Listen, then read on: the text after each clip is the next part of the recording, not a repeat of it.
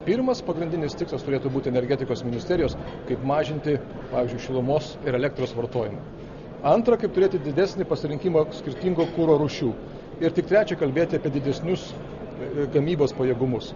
Perėjimas prie biokuro tai reikštų maždaug, kad kurą mes pirktumėm perpus pigiau ir mažiausiai 20% šilumos kaina pamažėtų, turim mintyje kilovatvalandės kainą.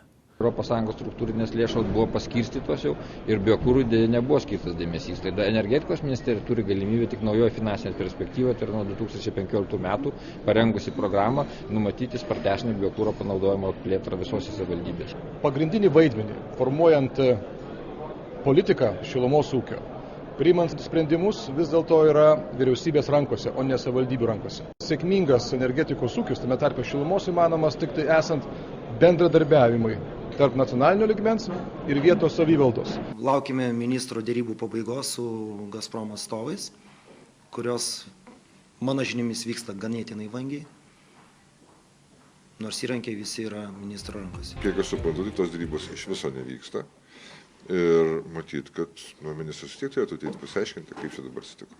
Jisai turėjo skubėti po duotų pažadų sudaryti tarp vyriausybinę grupę dėryboms su Rusijos pusės atstovais dėl kainų sumažinimo.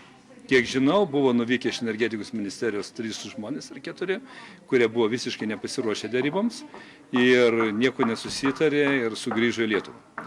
Manau, kad ministras turės labai atsakingai elgtis, užduotų savo pažadus. Rezultatų mes galime tikėtis kitais metais, atsižvelgiant į tą tyrimą, kurį pradėjo Europos komisijos konkurencijos direktoratas ir tada matysim, kokios yra Gazpromo reakcijos.